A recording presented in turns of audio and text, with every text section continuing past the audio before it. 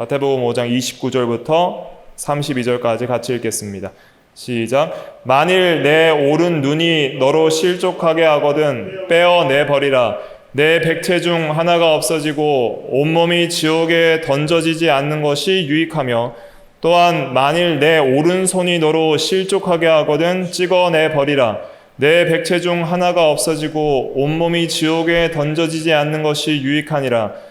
또 일렀으되 누구든지 아내를 버리려거든 이혼 증서를 줄 것이라 하였으나 나는 너희에게 이르노니 누구든지 음행한 이유 없이 아내를 버리면 이는 그로 간음하게 하며, 또 누구든지 버림받은 여자에게 장가드는 자도 간음함이니라. 아멘. 이 시간 이혼에 관한 교훈이란 제목으로 하나님 말씀을 증거하겠습니다.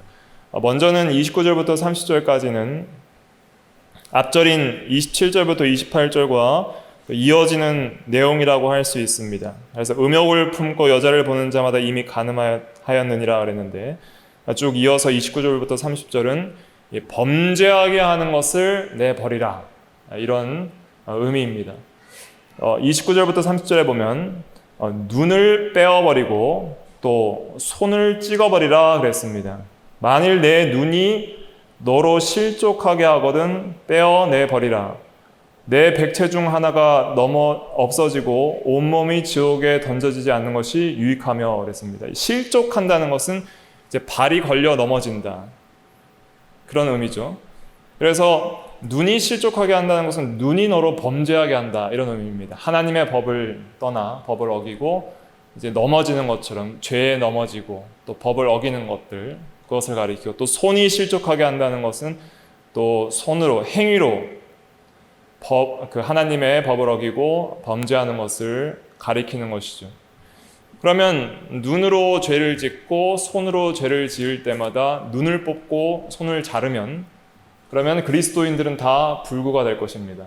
그래서 이것을 문자적으로 해석하면 살아남을 사람이 없는 거예요.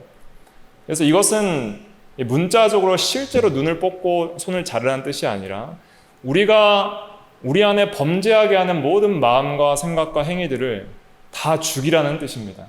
날마다 내 정과 욕심을 십자가에 못 박듯이 그렇게 내 눈이 범죄하게 하는 것, 내 손이 범죄하게 하는 것이 깨달아진다면은, 그런 것들이 나에게 찍어내어 버렸을 때 아깝거나 손해가 된다 생각하더라도 과감하게 버릴 수 있는 그런 신앙이 필요하다는 것입니다. 그럴 때 영적인 생명을 더 풍성하게 얻게 된다는 것을 말씀하고 있습니다. 실제로 예수 믿어 구원받은 사람이 한번 범죄했다고 지옥에 가지는 않고, 또 영원한 생명을 얻었기 때문에 완전한 죄사함을 받았지만은, 그러나 우리가 범죄한 그것을 회개하지 않고 버리지 않을 때에는 우리가 생명을 얻고 더 풍성히 얻게 해나가는 그런 영적 생명의 역사를 우리가 잃게 됩니다.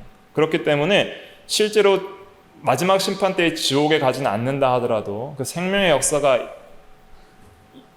역사를 내적으로 잃어버리면 자는 자와 같아서 죽은 자와 방불한 그런 흑암에 빠지고 지옥의 고통과 권세에 사로잡히게 된다는 것을 깨달아야 하는 것입니다.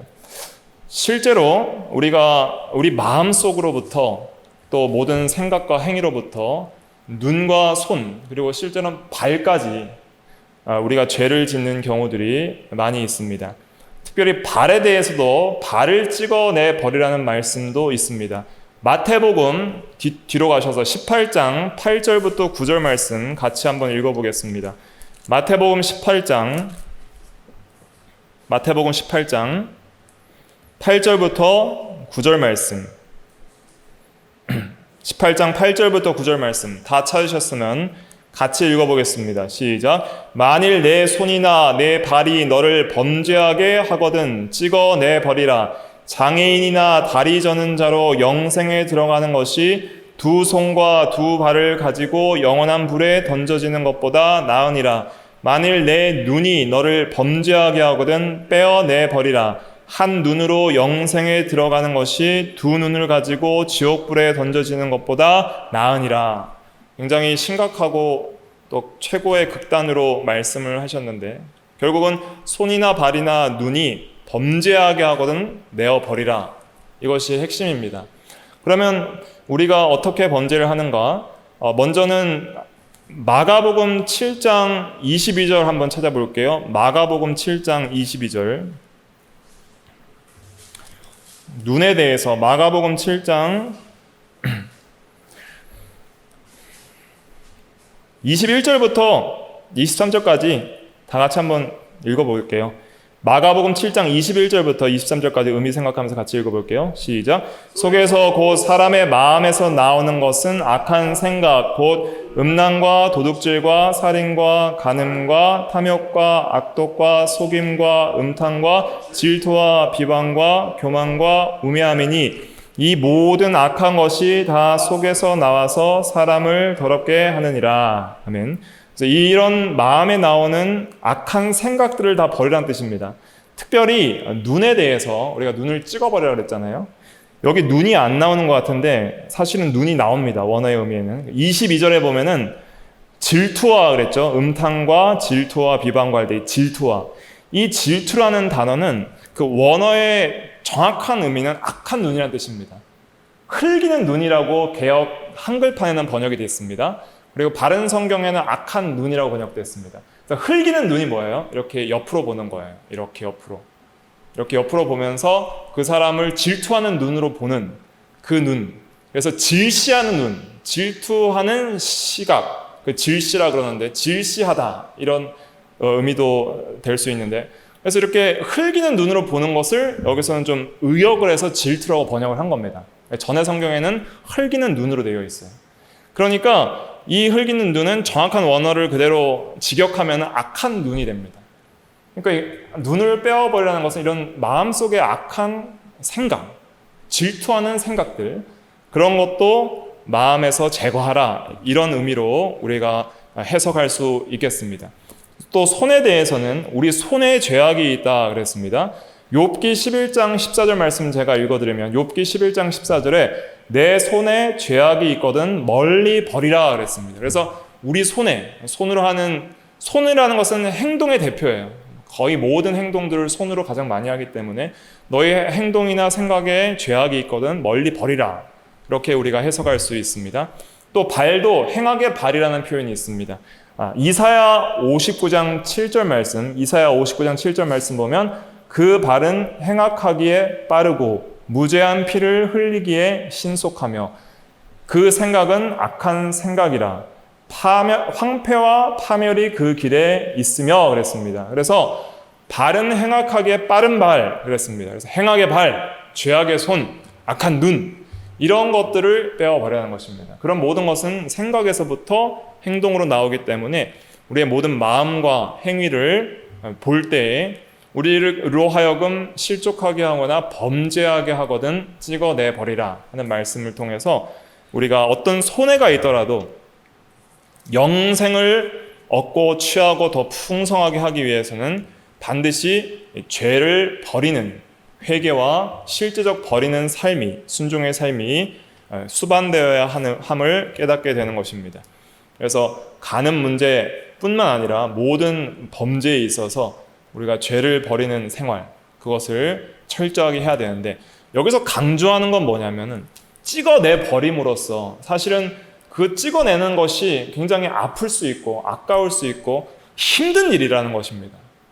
힘들고 고통이 따르는 일일 수 있지만은 그러나 육체적으로 세상적으로는 고통이 따를 수 있지만은 그러나 영적으로 내세적으로는 그것은 생명을 얻는 일이기 때문에 유익하다 하는 것을 강조하고 있는 것이죠. 그럼 이제 오늘 제목처럼 이혼에 관한 교훈 31절부터 32절에 있는데 그 교훈에 대해서 살펴보도록 하겠습니다. 다시 한번 읽어볼까요? 31절부터 32절 시작. 또 일렀으되 누구든지 아내를 버리려거든 이혼 증서를 줄 것이라 하였으나 나는 너희에게 이르노니 누구든지 음행한 이유 없이 아내를 버리면 이는 그로 간음하게 함이요 또 누구든지 버림받은 여자에게 장가드는 자도 간음함이니라. 여기서 보면 누구든지 아내를 버리려거든 이혼 증서를 줄 것이라 하였으나 그랬습니다. 그래서 사실 모세의 율법에 보면은 이혼할 때 이혼 증서를 써서 주라는 말씀이 기록되어 있습니다. 그 말씀 한번 찾아볼게요. 신명기 24장 1절 말씀입니다. 다 한번 찾아보세요. 신명기 24장 1절 말씀. 구약 298페이지 신명기 24장 1절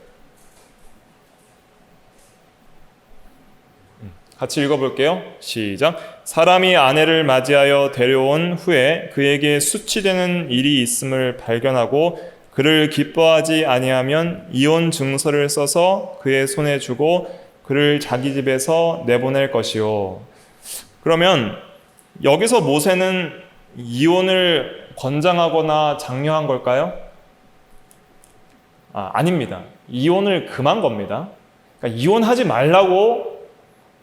이혼하지 않는 것이 하나님의 뜻인데 너무 악한 이유로 함부로 이혼을 하다 보니까 법적인 제재를 둔 거예요, 이거는.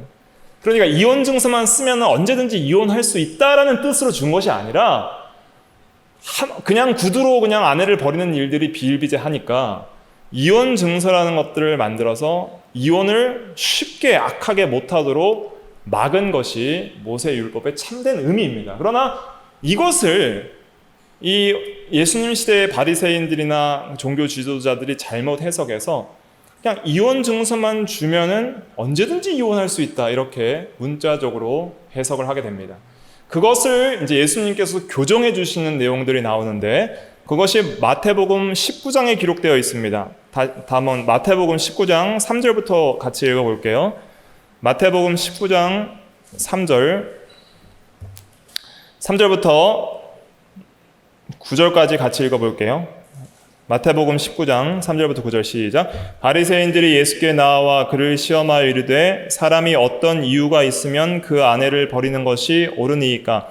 예수께서 대답하여 이르시되 사람을 지으신 이가 본래 그들을 남자와 여자로 지으시고 말씀하시기를 그러므로 사람이 그 부모를 떠나서 아내에게 합하여 그 둘이 한 몸이 될지니라 하신 것을 읽지 못하였느냐? 그런즉 이제 둘이 아니요 한 몸이니 그러므로 하나님이 짝지어 주신 것을 사람이 나누지 못할지니라 하시니 여짜오되 그러면 어찌하여 모세는 이혼 증서를 주어서 버리라 명하였나이까? 예수께서 이르시되 모세가 너희 마음의 완악함 때문에 아내 버림을 허락하였거니와 본래는 그렇지 아니하니라. 내가 너희에게 말하노니 누구든지 음행한 이유 외에 아내를 버리고 다른 데 장가드는 자는 간음함이니라. 그래서 이혼 증서를 준 것은 모세가 이 사람들이 어떻게 해석했어요? 어찌하여 모세가 이혼 증서를 줘서 버리라고 명했습니까? 그러니까 이혼 증서를 줘서 버리라고 명령했다. 그렇게 해석을 하는 거예요. 그러니까 언제든지 이혼 증서만 써서 주면은 버릴 수 있다. 그렇게 문자적으로 해석을 한 것이죠.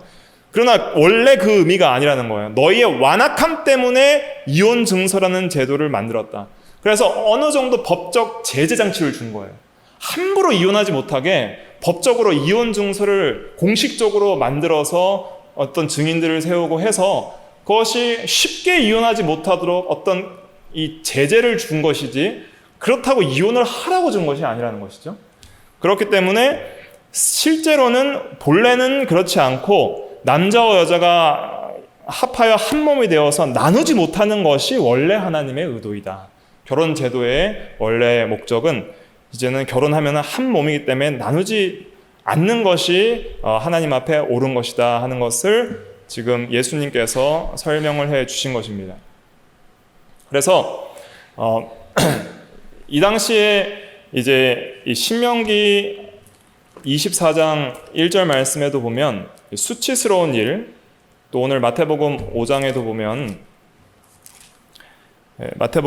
보면 아내를 버리려거든 이혼 증서를 줄 것이라 하였으나 그랬는데 실제로 신명기 24장 1절에 보면은 그냥 버리는 것이 아니라 수치되는 일이 있음을 발견하고 그를 기뻐하지 않으면 이혼 증서를 써서 주라 그랬습니다. 그럼 수치되는 일은 무엇일까요? 수치되는 일.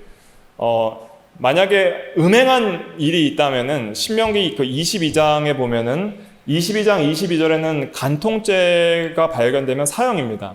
또 혼전 성관계의 죄가 들통나도 사형이에요. 그러니까 수치되는 일은 실제로 간통죄나 혼전 성관계의 죄는 아닙니다. 그러나 어떤 것인지는 정확히 성경에 기록되어 있지 않지만은 남편이 불명예스럽게 여길 만한 굉장히 어떤 일이라 할 수 있는데 어떤 흉악한 상처나 성적 불구나 어떤 이런 것들로 추측하는 사람들도 있습니다.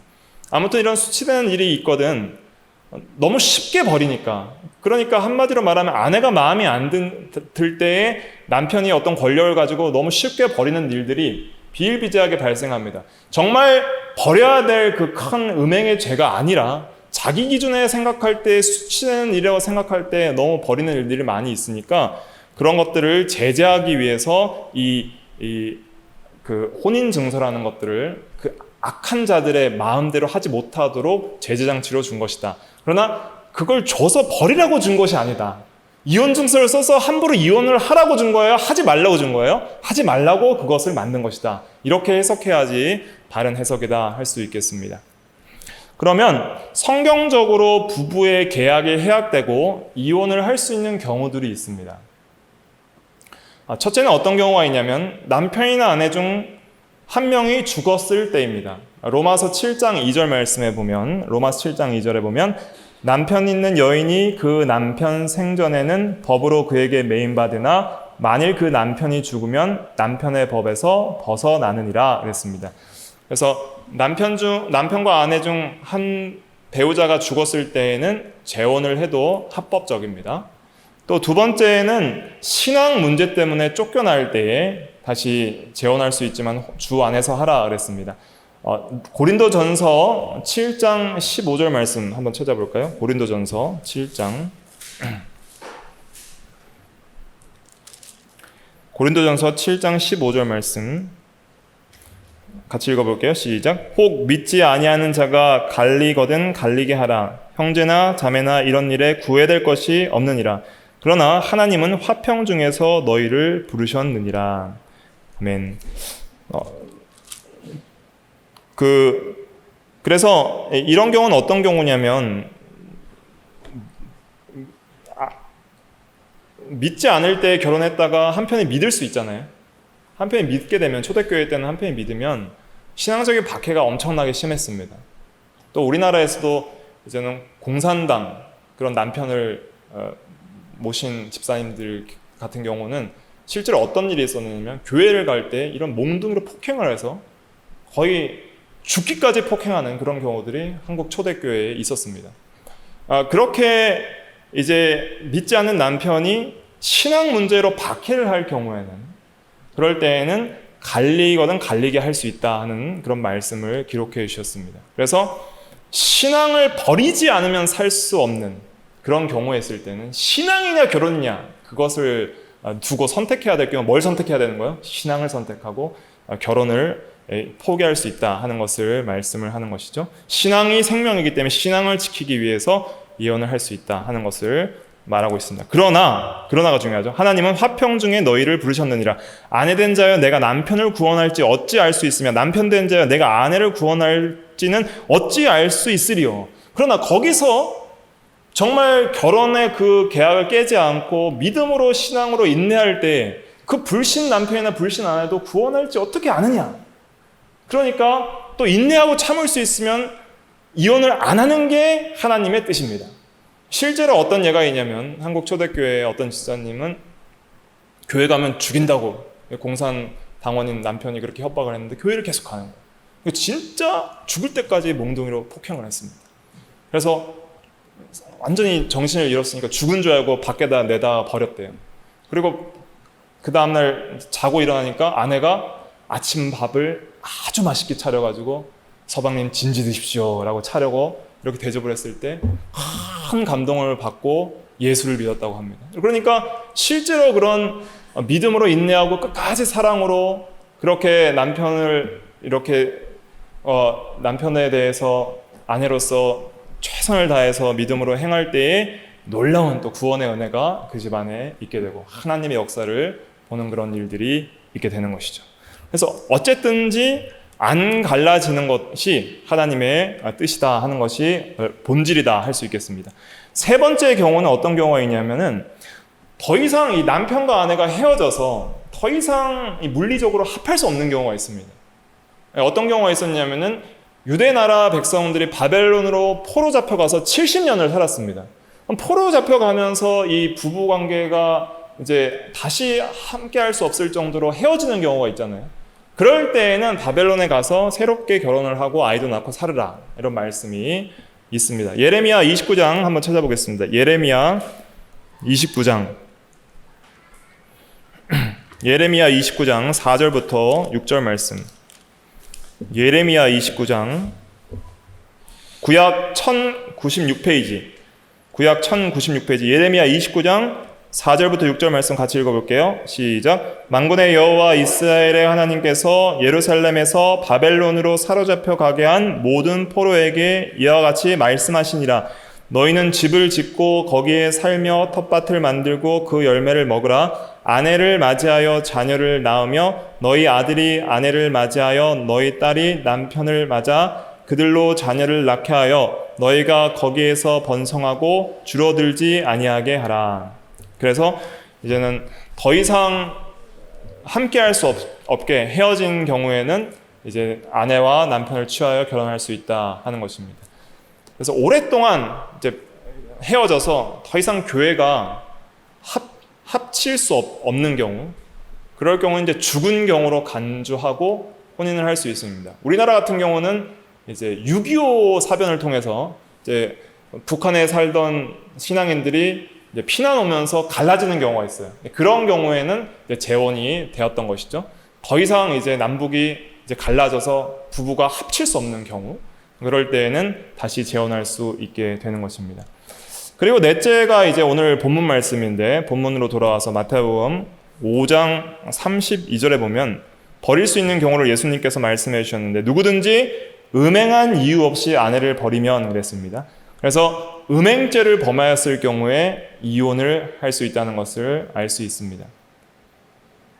그래서 이런 경우에 이제 이혼이 되었고, 또 이 청교도 같은 경우에 있어서는 어떤 경우도 이제 이혼을 허락했냐면, 이 정신적인 문제나 그다음에 이제 부부 관계에서 육체적으로 이 성관계를 할 수 없을 정도로 성적 불구화된 그런 경우에 있어서도 어느 정도 이혼을 허락하는 경우가 있었습니다. 그러니까 왜냐하면 부부는 한 몸임이 중요합니다. 하나님께서 남자와 여자를 창조하시고 둘이 결혼을 하게 하신 것은 결혼을 통해서 남남이 아니라 한 몸이 되게 하셨습니다. 이 한 몸이 되게 한 것은 또 그리스도와 교회의 연합의 상징이기도 합니다. 그래서 이 한 몸은 반드시 성경적으로는 세 가지 연합이 온전히 다 이루어져야 온전히 한 몸이라 할 수 있는 거예요. 세 가지 연합은 무엇이냐? 첫째는 육체적 연합이요, 둘째는 영적 연합이요, 셋째는 정신적 연합입니다. 육체적인 연합은 부부 관계에서만 가질 수 있는 성적 관계를 가리키는 거죠. 그래서 이 성관계를 통해서 생육하고 번성하라, 땅에 충만하라 하신 말씀대로 자녀를 낳고 생육하고 번성하게 하신 겁니다. 그래서 자녀를 생산하기 위해 육체적 관계를 허락하시고, 또 부부관계에 또 물론 기쁨과 즐거움을 부부에게만 주는 그런 즐거움을 또 가지게 하실 뿐 아니라, 또 세상적인 정욕을 피하기 위해서, 정욕이 불타거든 뭐 하는 게 낫다? 결혼하는 게 낫다가 아니라, 그러면서 세상적인 그런 정욕적이고 음란한 음욕으로 인한 즐거움을 채우지 말고 합법적인 부부관계에서의 어떤 기쁨과 즐거움을 누리게 하시기 위해서 합법적인 육체적 성관계를 허락하신 것입니다. 그래서 이 육체적 결합이 중요하고, 또 둘째로는 영혼의 이 결합, 영혼의 연합이 중요합니다. 영혼의 연합은 둘 다 신앙인일 때 가능합니다. 그래서 나도 그리스도를 믿고 그리스도와 연합되고, 또 한편 남편도 그리스도를 믿고 아내도 그리스도를 믿어서 한 그리스도의 몸이 될 때에, 한 머리를, 한 줄을 그리스도로 섬겨서 그리스도와 영적인 연합을 이루고 한 몸이 될 때에 한 몸이 부부관계 될 수 있는 거예요. 그러니까 성도도, 우리도 이렇게 모였지만은 한 성령을 받고 또 한 몸으로서 또 그리스도의 지체잖아요. 근데 성도의 어떤 영적인 연합보다 더 이 부부에 있어서는 또 중요한 것은 무엇이냐면은 부부가 서로 두 부부가 서로 한 줄을 섬기면서 영적인 연합을 가지는 것이 중요합니다. 그리고 셋째는 어떤 연합이 있냐면 이 실질적 연합인데 마음의 연합입니다. 그래서 부부가 한 마음, 한 뜻이 되어 가야 되고 마음이 서로 맞아가야 되는 것이 중요합니다. 그래서 영혼의 연합, 영적인 연합은 굉장히 원리적이고 불변적인 연합이라 할 수 있어요. 그러나 이 마음의 연합은 또 실제적인 연합, 실제적으로 어떤 가변적이고 또 변화할 수 있으며 또 더욱더 상승할 수 있거나 또 내려갈 수 있는 그런 또 연합이라 할 수 있겠습니다. 그래서 이 육체적 또 영적 또 마음의 연합, 이 세 가지 연합이 온전하게 이루어져야지 한 몸이 될 수 있어요. 그런데 청교도에서는 이제 어떤 정신적인 결함이나 또 성적인 결함으로 인하여 이혼도 어느 정도 허락한 경우는 이런 삼중의 연합이 온전하게 이루어지지 못하잖아요. 정신적인 결함이 있을 때는 정신적 연합이 제대로 이루어지지 않고 또 육체적 결함이 있을 때는 육체적 연합이 이루어지지 않기 때문에 온전한 연합이 되지 않기 때문에 그것들을 허용했지 그것들을 권장한 것은 아닙니다. 정말 최악의 경우에는 그런 것들을 허용한 경우 사례도 있다 하는 것 그것들을 우리가 참고할 수 있는 것이죠. 그러나 어느 경우에든지 이혼이 정말 불가피하게 허락되는 경우가 있다는 것이지 그것이 최선이라는 것은 아니라는 것입니다. 할 수 있거든 하나님께서 허락하신 범위 내에서 이혼하지 않고 한 몸을 이루는 것이 중요합니다. 그러기 위해서 먼저 뭐가 선행돼야 되죠? 결혼에 대한 신성한 가르침을 깨닫고 결혼을 먼저 할 때에 신중하게 하는 것이 그리스도인으로 중요합니다. 그래서 결혼에 대한 의미와 또 결혼 제도의 어떤 목적과 또 어떻게 결혼해서 어떻게 살아야 하는지에 대한 성경적 가르침이 선행돼야 되는 것이죠. 실제로 이혼은 왜 할까요? 이혼이라는 것은 이혼을 했을 때 더 행복하다고 생각하기 때문에 이혼을 하잖아요. 그런데 실제 이건 세상적인 조사에 따르면 이혼한 부부가 간절히 원해서 이혼한 부부의 절반, 거의 50%가 후회를 한다고 합니다. 근데 오늘날 같은 경우에는 이제 이혼을 아주 가볍게 생각하는 그런 문화나 또 방송이나 그런 예술 그런 것들을 통해서 이혼이나 결혼을 굉장히 가볍게 여기는 현대가 되었습니다. 이럴 때 우리 그리스도인들은 먼저 아직 결혼하지 않은 청년들은 더 이 결혼에 대해서 귀하게 여기고 만약에 하나님께서 결혼을 하게 하신다면 이것은 내가 한 게 아니라 누가 짝지어 준 거예요? 하나님이 짝지어 준 것이니 나눌 수 없느니라 하는 그 믿음을 가지고 정말 나와 한 몸이 될 수 있는 육체적, 영적, 정신적 결합을 삼중의 결합을 온전히 이룰 수 있는 배우자를 찾아야 되는 거예요.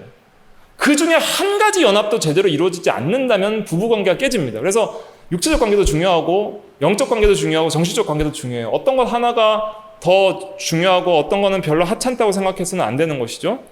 그래서 그러한 연합 속에서 더욱더 믿음으로 이 가정이 세워지는 것이 정말 중요합니다. 오늘날 가정이 무너지기 때문에 교회가 무너지고 사회가 무너지고 그리고 신좌파적인 그런 동성애를 주장하고 그렇게 이 가정을 무너뜨리려는 그런 악한 세력들은 가정을 무너뜨려야 교회가 무너지고 또 이 사회가 자기들의 어떤 그런 이데올로기로 점령될 수 있기 때문에 가정과 결혼 제도를 무너뜨리기 위해서 이렇게 동성애도 주장하고 하는 것이죠.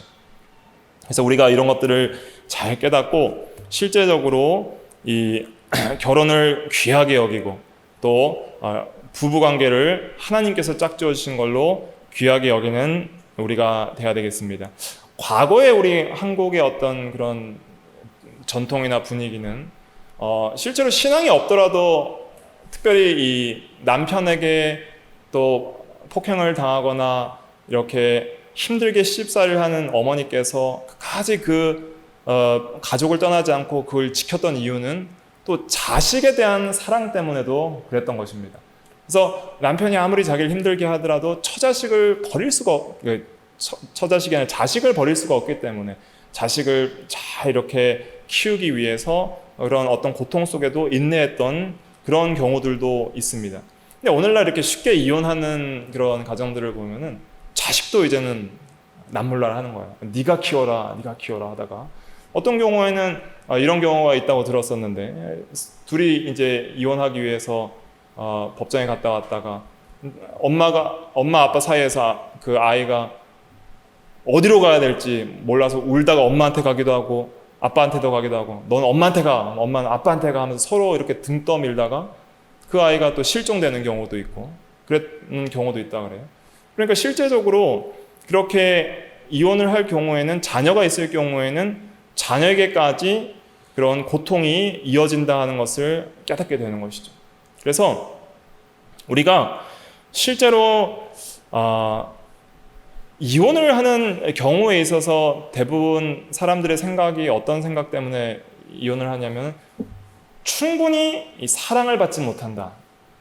내가 충분히 부부관계에서 사랑을 받지 못하고 또 자녀와 또 자녀 관계에 있어서도 사랑을 받지 못하고 내가 사랑을 받지 못하니까 행복하지 않다고 생각을 하고 그렇기 때문에 이혼을 하는 경우들이 많이 있는데 실제로는 진짜 외롭지 않고 정말 사랑으로 마음이 충만해지려면은 사랑을 받을 때 그럴까요? 할 때 그럴까요? 사랑을 할 때 외롭지 않습니다. 그러니까 실제로 사랑을 많이 받는 사람은 외로움을 많이 타요. 그런데 실제 사랑하는 사람은 외롭지 않아요. 이게 원리가 그래요. 그러니까 우리가 하나님의 사랑을 충만히 깨닫고 실제로 하나님을 사랑하기 시작할 때 그때부터 우리 가운데 외로움이나 이런 것들이 없어지고 또 사람을 사랑할 때 실제로 그런 외로움이나 또 사랑에 대한 어떤 목마름이 사라지고 내 속에서 무한한 사랑이 공급되는 것을 깨닫게 됩니다. 왜냐하면 사랑의 근원은 또 누구예요? 하나님입니다. 그러니까 사랑은 하나님뿐이에요. 그러니까 모든 세상에 있는 것들은 하나님의 사랑의 어떤 반영이에요. 반영이고 그림자이고 그런 것입니다. 그래서 우리가 실제로 하나님께 사랑을 받고 실제로 하나님을 이제는 사랑할 때에 그 하나님으로부터 오는 사랑으로 충만해지고 만족하게 되고 다른 사람을 내 이웃을 내 몸과 같이 사랑할 때에 그 하나님의 사랑 안에 충만해지는 그런 은혜의 역사가 있죠. 자신은 사랑하지 않으면서 사랑을 받으려고만 하는 사람은 그 만족함이 없는 거예요. 계속 채워줘도 뭔가 계속 원망, 불평, 또 더 채워주지 못하는 그런 자기의 어떤 자기 사랑, 자기 중심의 사랑에 아무리 채워도 자기 중심의 사랑이 채워지지가 않는 거예요. 그러나 실제로 내가 사랑할 때에 외롭지 않고 또 사랑으로 충만한 그런 상태임을 우리가 깨닫게 되는 것입니다. 그래서 사랑하는 사람은 뭐하지 않다고요? 외롭지 않다. 그래서 우리가 사랑하는 사람이 되자. 하나님을 사랑하고 이웃을 사랑하라 그랬죠. 하나님께서 주 너의 하나님을 마음과 뜻과 목숨을 다해 사랑을 받고 내 이웃을 정말 네 몸같이 사랑하는 사랑만 받고 살아라 그렇게 말을 했으면 사랑을 받아야 되는 건 생각할 텐데 받으란 말은 빼놓고 사랑하라고 했어요. 사랑하라고 할 때에 진짜 우리가 사랑의 사람이 되고 사랑이 공급이 되는구나. 그러니까 우리는 사랑을 주면 사랑이 없을 것 같잖아요, 우리 안에. 근데 사랑을 줄 때에 이제 누구로부터 완전한 사랑이 공급돼요? 하나님으로부터 완전한 사랑이 공급이 되는 거예요. 그러니까 그 공급을 받으니까 주는 의미도 있고 또 줄 때에 받는 의미도 있다. 그것이 서로 선순환으로 이렇게 함께 이루어지는 것이다. 이런 영적인 원리를 이해해서 우리가 적극적으로 하나님을 사랑할 때 하나님의 사랑으로 충만케 되고 또 적극적으로 사람을 사랑할 때에 또한 그 하나님의 사랑이 나와 사람을 통해서 더 확장되는 그런 놀라운 은혜가 있고 그것이 결국은 실제로는 자기를 참되게 사랑하는 사랑이 됩니다. 그래서 진짜 자기 영혼과 육체를 바로 사랑하고 아낄 수 있는 그런 사람이 되는 것이죠. 기도하겠습니다.